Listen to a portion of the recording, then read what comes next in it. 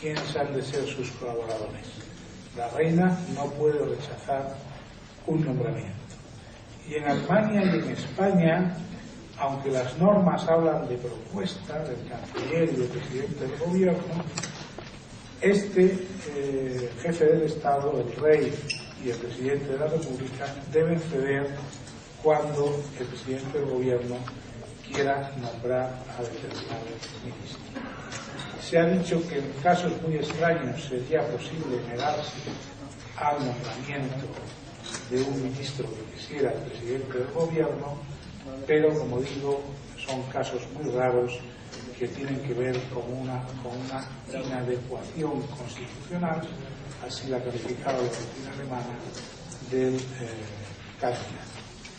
En cuanto a la disolución del Parlamento, el que toma la decisión en el Reino Unido es el primer ministro, aunque con el apoyo formal del jefe del Estado.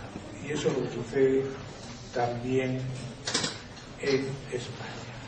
En Inglaterra se ha hablado de la posibilidad de los monarcas de negarse a disolver la Cámara, es decir, a ir a elecciones en determinadas circunstancias. En Gran Bretaña, sin embargo, en Inglaterra, eso no ha sucedido desde 1834, con lo cual se piensa que ya hay una costumbre consistente en que cuando el primer ministro pide la disolución, la soberana debe acceder, la reina debe disolver las cámaras.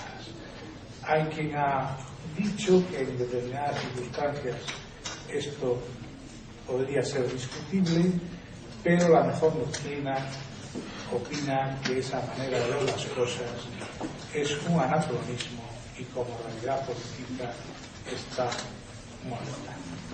Entonces, en la vida constitucional normal parece que quien decide en estas materias es, tanto en el Reino Unido como en España, el presidente del gobierno. Su puesto muy particular es el alemán, en el que hay casos de disoluciones que no están en manos del canciller, sino en manos del presidente federal. Y, por ejemplo, cuando el presidente tiene que elegir entre nombrar un canciller que tiene apoyo minoritario en la Cámara o disolver, o el caso de la cuestión de confianza fracasada, es decir, cuando el canciller ha presentado una moción ante la Cámara y ha perdido la votación. De nuevo, aquí existe el miedo a la experiencia de Weimar y un fuerte prejuicio frente a las disoluciones en la República Federal Alemana. En cuanto al perfeccionamiento de la ley, en el Reino Unido, la última vez que la reina negó el Royal Assent, es decir, la sanción a una ley, fue en 1707, ¿no? De manera que ya existe una costumbre de que no lo puede negar y que situaciones extraordinarias y rarísimas aparte, la reina debe firmar siempre.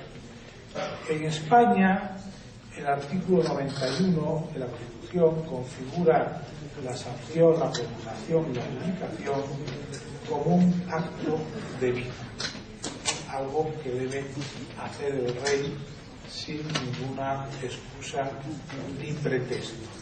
Ha habido interpretaciones interesadas en el sentido de que podría el rey negarse a sancionar una ley, pero yo creo que las interpretaciones deben rechazarse y desde luego no forman parte de lo que es la práctica constitucional española. De hecho, al rey de España, que como saben ustedes es una persona bastante cachazuda, ¿no?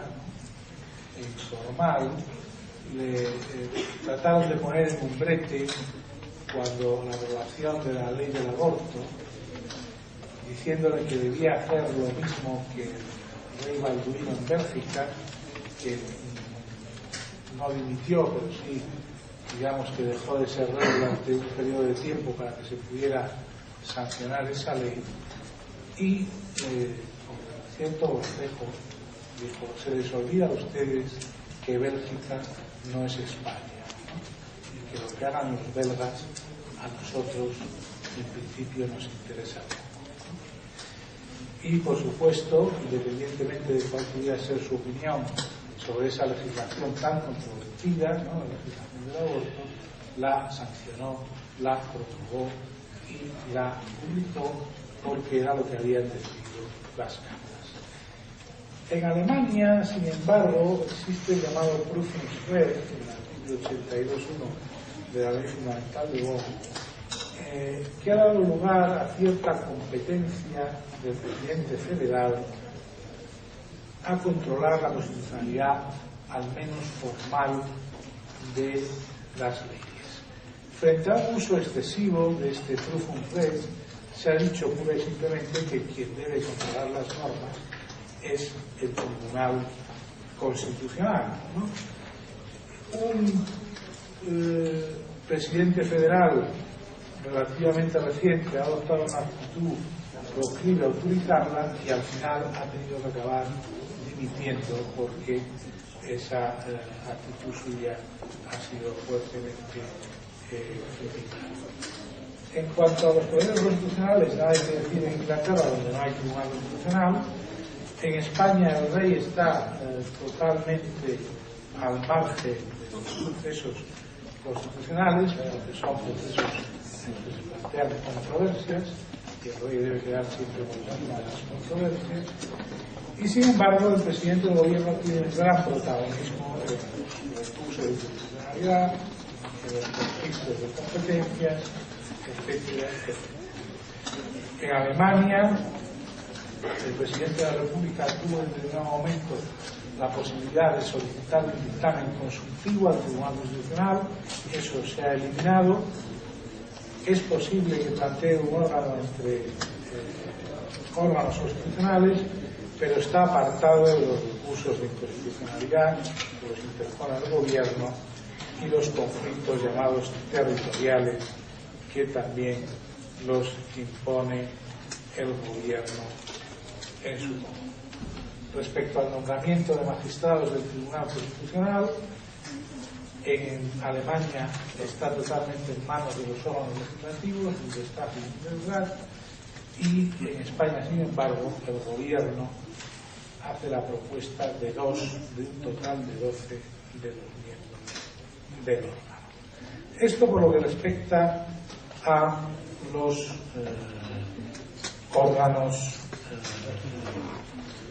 a los sistemas de primer ministro. Vamos ahora con el caso italiano, que es un caso muy curioso del régimen parlamentario, clásico, donde se ve muy bien estas tensiones entre el jefe del Estado y el jefe del gobierno.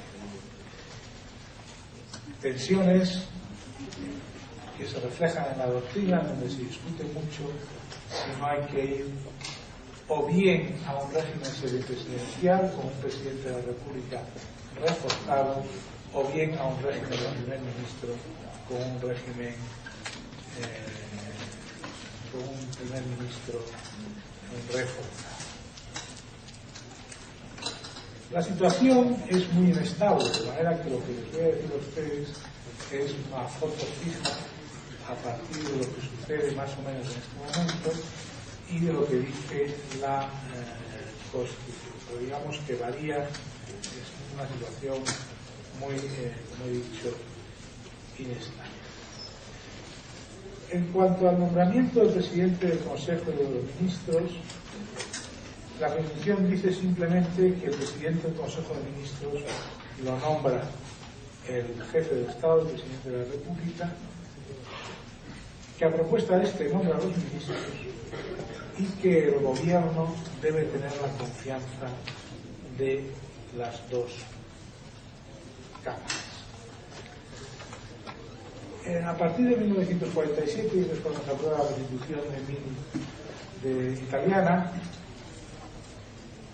ha habido una situación en la cual el presidente del Consejo era un primus inter pares, un primero entre iguales,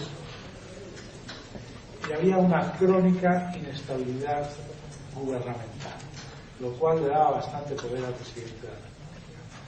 A partir, sin embargo, de 1993, más o menos, se ha reforzado la presidencia del Consejo. ¿Por qué? Porque el presidente del Consejo ya es el líder de uno de los dos grandes grupos en los que, siendo muy injustos, se divide el sistema político italiano, que es el grupo de centro derecha y el grupo de centro